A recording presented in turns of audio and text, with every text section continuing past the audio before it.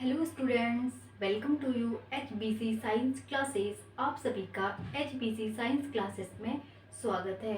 So students, today I am going to discuss class 10th chapter 2 acid bases and salts part 3। Okay, तो आज हम discuss करने वाले हैं एसिड बेसिस एंड सॉल्ट का part 3, जिसमें हम डिस्कस करेंगे बेसिस। ठीक है, इससे पहले की वीडियोस में हमने क्या क्या पढ़ लिया है, एसिड और उसकी प्रॉपर्टीज हमने पढ़ ली है। आज का जो टॉपिक हम पढ़ने वाले हैं वो है बेसिस। ओके, अब देखिए बेस क्या होते हैं। Bases are those chemical substances which have a bitter taste. ठीक है, ये मैंने आपको पहले भी बता दिया था जब हम इस चैप्टर का क्या पढ़ रहे थे, इंट्रोडक्शन। तो वहां मैंने आपको बेस की डेफिनेशन बता दी थी। बेस वो होते हैं जो टेस्ट में कैसे होते हैं, बिटर मीन्स कड़वे होते हैं। ओके, और एसिड के जैसे अपोजिट भी कह सकते हैं। एसिड जो होते हैं टेस्ट में साउर खट्टे होते हैं, तो ये टेस्ट में कैसे होते हैं, बिटर होते हैं। Turn red litmus to blue, ये क्या करते हैं, रेड लिटमस को क्या करते हैं, ब्लू करते हैं।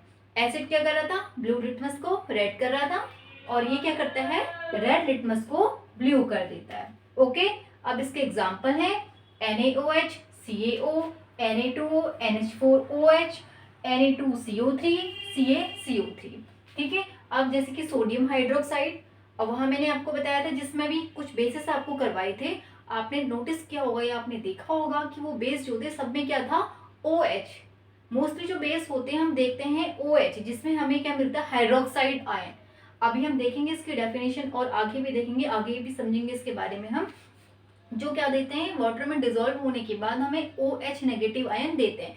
जैसे एसिड क्या कर रहे थे, हमें H पॉजिटिव आयन दे रहे थे। ठीक है, तो वैसे बेस क्या करते हैं, OH नेगेटिव आयन हमें देते हैं। तो अब देखिए NaOH, अब इसके अलावा भी कुछ बेस बाकी भी होते हैं, अदर बेस भी होते हैं जिसमें OH नहीं होता है। ठीक है, अब जैसे कि कैल्शियम ऑक्साइड, ये भी बेस है।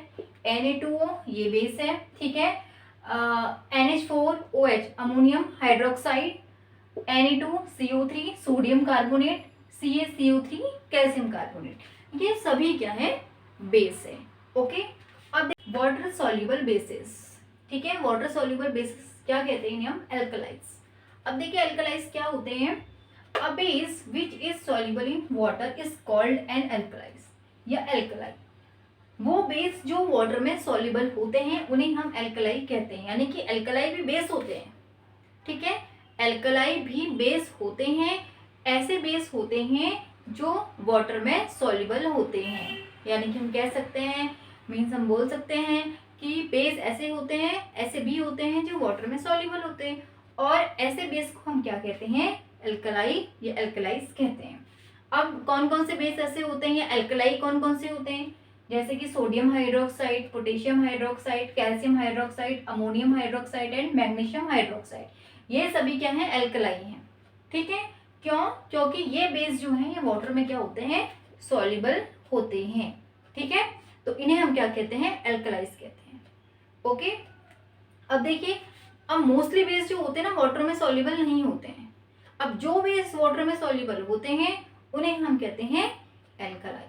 ठीक है, और एल्कलाई में आप देख सकते हैं hydroxide ion, sodium hydroxide, potassium hydroxide, calcium hydroxide, ammonium hydroxide and magnesium hydroxide. ठीक है, और एल्कलाइज क्या होते हैं ना, विदाउट रिएक्शन, बिना किसी रिएक्शन के क्या करते हैं, ये वाटर में डिसॉल्व हो जाते हैं। ठीक है, एल्कलाइज की एक प्रॉपर्टी ये होती है कि ये विदाउट रिएक्शन के वाटर में डिसॉल्व हो जाते हैं। ठीक है, अब चलिए समझते हैं बेसिस को आगे। तो बेस क्या होते हैं, फिर देखिए जैसे कि आपको बताया बेस वो होते हैं जो टेस्ट में बिटर होते हैं। ठीक है, अगर इसके अलावा हम बेस की डेफिनेशन को समझें तो और क्या हो सकती है, a base is a substances which dissolve in water to produce hydroxide ion.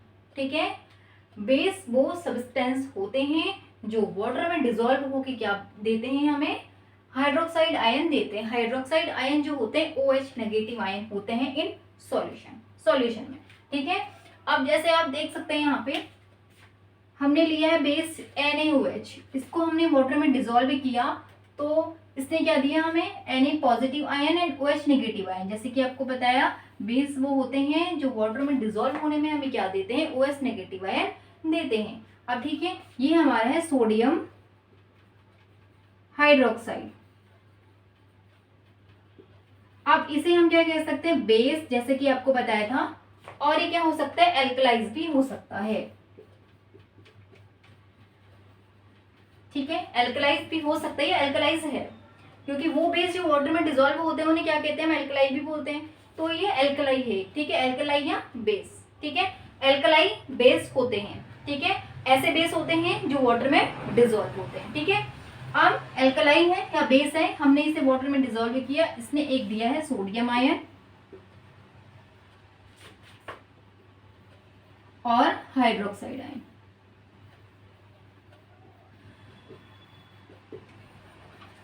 Okay, अब इसके बाद हम दूसरा ले लेते हैं एक एग्जांपल और इसका, जैसे कि KOH है, पोटेशियम हाइड्रोक्साइड।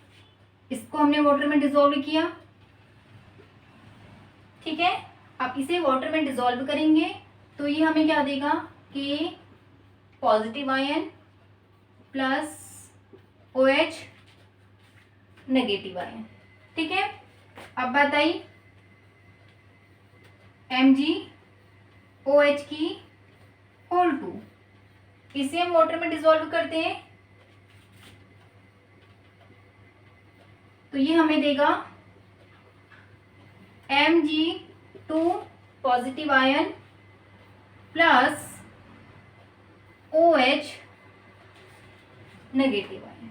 ठीक है, इतना आपको समझ आया होगा कि बेस क्या होते हैं। अब देखिए एक बात यहाँ पे समझिए, मैं बार बार बोल रही हूँ कि आयन, जैसे मैंने आपको एसिड में भी बताया था कि वो S पॉजिटिव आयन देता है, या बेस वो होते हैं जो वाटर में डिजोल्व होने में क्या देते हैं, OH नेगेटिव आयन देते हैं। आयन क्या होते हैं, ठीक है, आप कह रहे हो कि पॉजिटिव चार्ज आता है या नेगेटिव चार्ज आता है, वो देखिए आपने 9th क्लास में पढ़ा होगा कि आयन क्या होते हैं। अब मैं एक बारी और आपको समझा देती हूँ, यहाँ पे बता देती हूँ कि आयन क्या होते हैं। देखिए आयन क्या होते हैं, आयन वो होते हैं या आयन ऐसे एटम होते हैं जो क्या होते हैं, इलेक्ट्रिकली पॉजिटिवली चार्ज या नेगेटिवली चार्ज होते हैं। ठीक है, अब इनमें पॉजिटिव और नेगेटिव चार्ज कैसे आता है, जब भी क्या करते हैं, एटम्स अपने इलेक्ट्रॉन को क्या करते हैं, गेन करते हैं या लॉस करते हैं। ठीक है, ऐसे एटम जो क्या करते हैं, इलेक्ट्रॉन लॉस करते हैं या गेन करते हैं, इनके बाद इनमें क्या आता है, इलेक्ट्रिक चार्ज आ जाता है। वो इलेक्ट्रिक चार्ज क्या होता है, पॉजिटिव चार्ज होता है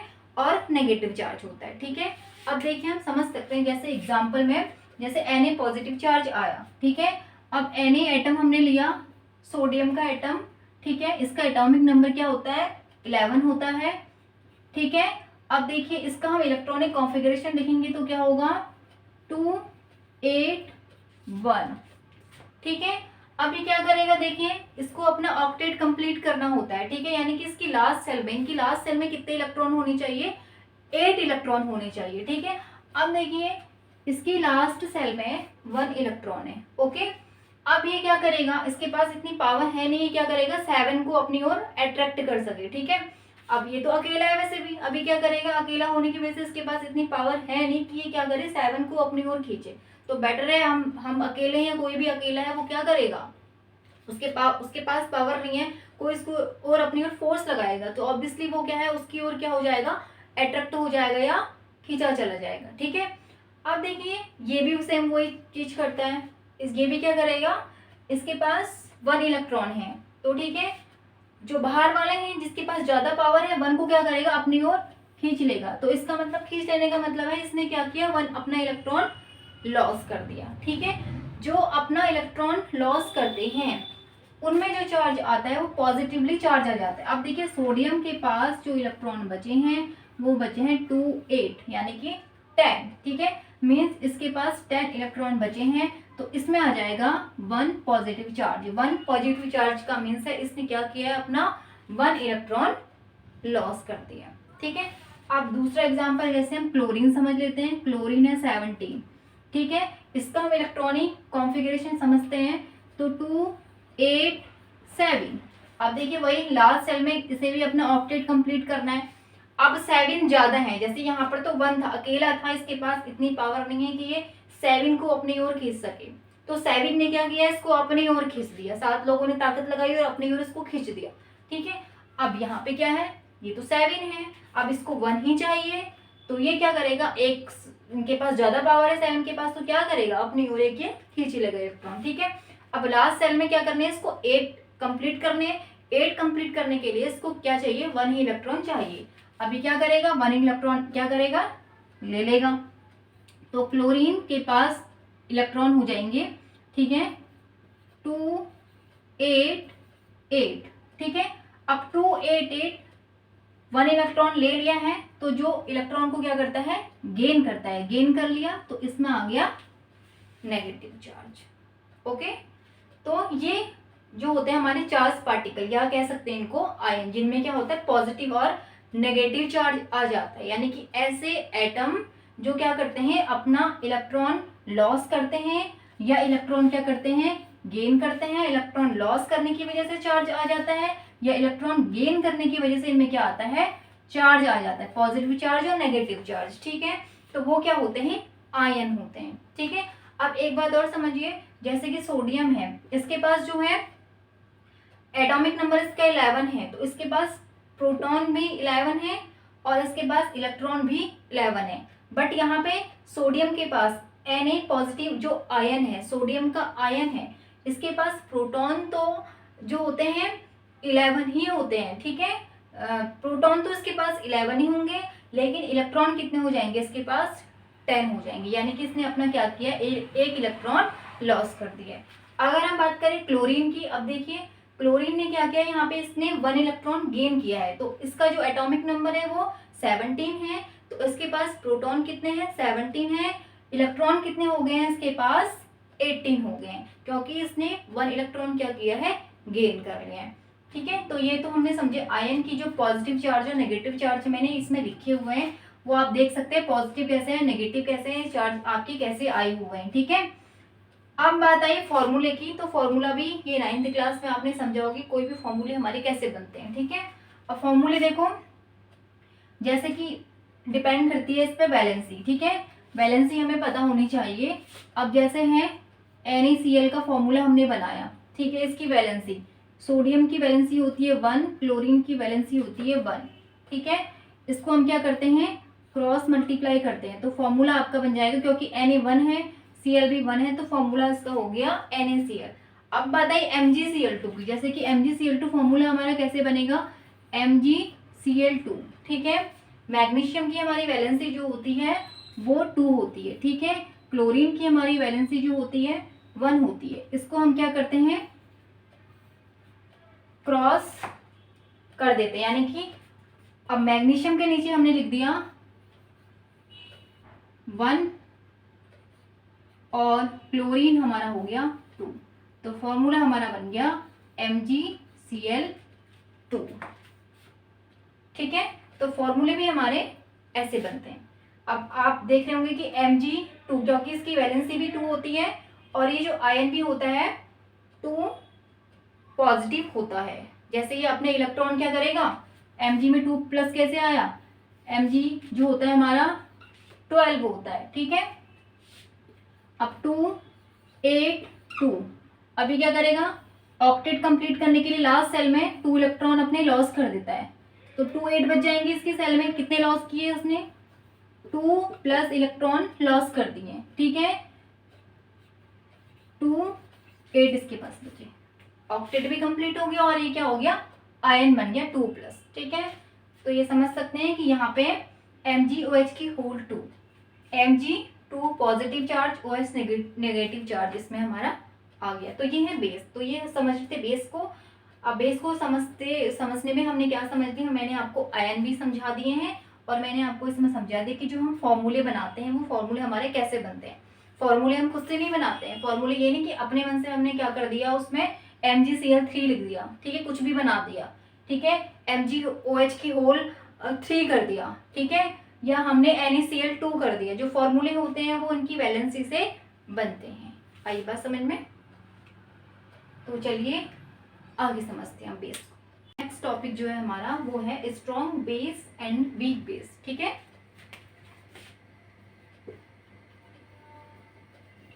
strong base and weak base.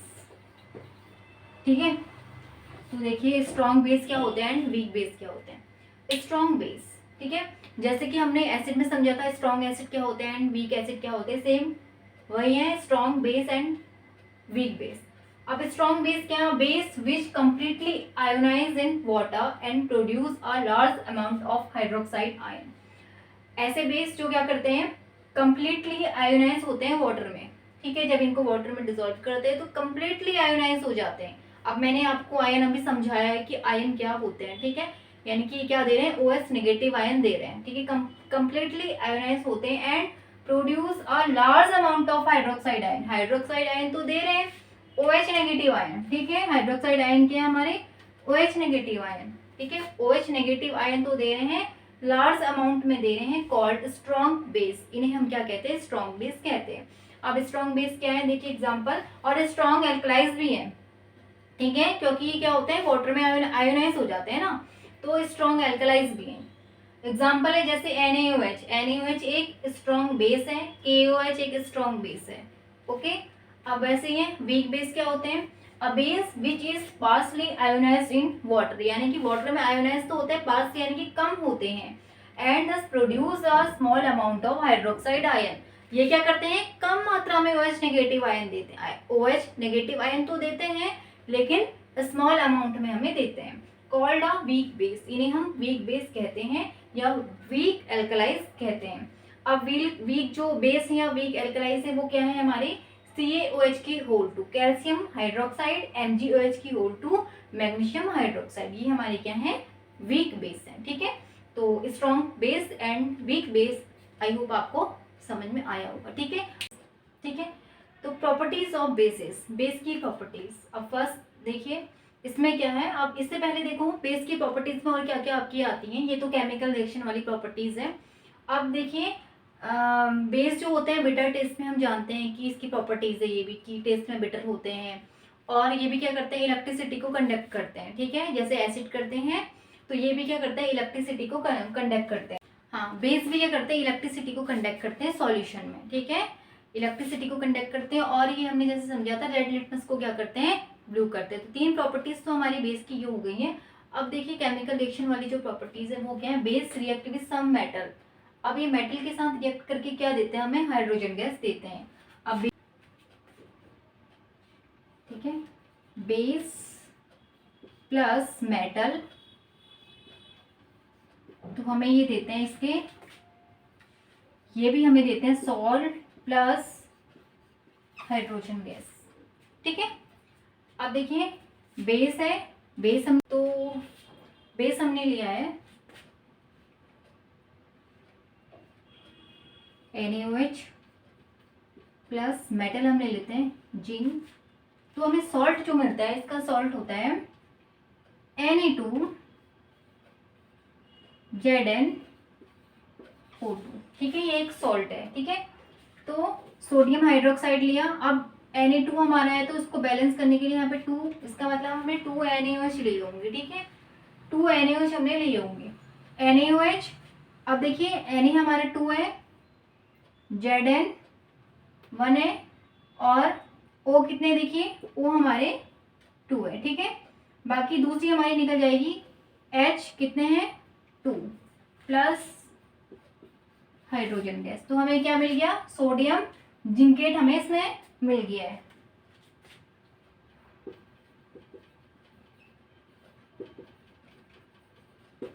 Sodium zincate. ठीक है, और दूसरी हमारी क्या इसमें से निकली है, हाइड्रोजन गैस निकली है। ओके, तो आई होप आपको बेस की रिएक्शन मेटल के साथ समझ में आई होगी। देखिए इसे एक बार और देख लेते हैं, बेस जब मेटल से रिएक्ट करते हैं तो ये निकालते हैं सॉल्ट एंड हाइड्रोजन गैस। अब हमने देखिए बेस लिया है NaOH और मेटल लिया है जिंक, तो इसकी हमने रिएक्शन करवाई, हमें क्या मिला इसमें Na2 ZnO2, ये क्या है, सॉल्ट है। ठीक है, क्या है ये, सॉल्ट है, सॉल्ट और हाइड्रोजन गैस। ओके, तो चलिए समझते हैं अब नेक्स्ट रिएक्शन। नेक्स्ट रिएक्शन हमारी जो है वो है number 2, bases reacts with acid to form salt and water. ठीक है, बेस जब एसिड से रिएक्ट करते हैं तो वो क्या देते हैं, हमें सॉल्ट एंड वाटर देते हैं। ये रिएक्शन को हमने एसिड में भी समझा था, जहाँ पे एसिड की हमने बेस से करवाई थी। ठीक है, अब यहाँ पे बेस की एसिड से कराते हैं। बेस जब किससे रिएक्शन करते हैं, एसिड से रिएक्शन करते हैं, तो हमें ये क्या देते हैं, सॉल्ट प्लस वाटर। ओके, अब बेस हम ले लेते हैं जैसे कि NaOH, एसिड हम ले लेते हैं यहाँ पे H2SO4। अब HCl देखिए हमने वहां पे भी लिया हुआ था, जब हम एसिड की रिएक्शन बेस से करवा रहे थे, एसिड हमने वहां पे HCl को समझ लिया था, तो यहाँ पे हम H2SO4 की करवा देते हैं। ठीक है, अब देखिए NaOH की हमने H2SO4 से कराई, तो हमें मिलेगा यहाँ पे सल्फ्यूरिक एसिड का ही सॉल्ट, सल्फेट का सॉल्ट मिलेगा। आप सल्फेट का सॉल्ट है देखो NaSO4, यानी कि इसको 2 कर देते हैं क्योंकि Na2SO4। ठीक है, सोडियम सल्फेट का जो हमारा फॉर्मूला होता है Na2SO4 होता है, Na2SO4। ठीक है, Na2SO4 प्लस हमें मिलेगा वाटर का मॉलिक्यूल। अब Na2 है, ठीक है, SO4, इसको हम ऐसे कर देते Na2SO4, बाकी हमें क्या मिलेगा, वाटर का मॉलिक्यूल H2O। H2 भी हमें 2 मिल जाएंगे क्योंकि देखिए H भी 2 है यहाँ पर, O भी 2 हमारे पास है। ठीक है, तो 2H2O। ठीक है, तो ये रिएक्शन हमारी बैलेंस भी हो गई है। ओके, तो बेस जब किससे रिएक्ट करते हैं, एसिड से रिएक्ट करते हैं, तो ये भी हमें क्या देते हैं, सॉल्ट एंड वाटर देते हैं। ठीक है, तो आई होप आपको ये रिएक्शन भी समझ आ गई होगी। तो चलिए चलते हैं अब नेक्स्ट रिएक्शन। ठीक है, तो हमारी थर्ड रिएक्शन जो है वो है bases react with non metal oxide to form salt and water. अब देखिए यहाँ भी क्या दे रहा है, सॉल्ट एंड वाटर दे रहा है, लेकिन रिएक्शन किसकी, बेस जब रिएक्ट कर रहा है नॉन मेटल के ऑक्साइड से। ठीक है, तो हम लिख लेते हैं बेस प्लस नॉन मेटल की ऑक्साइड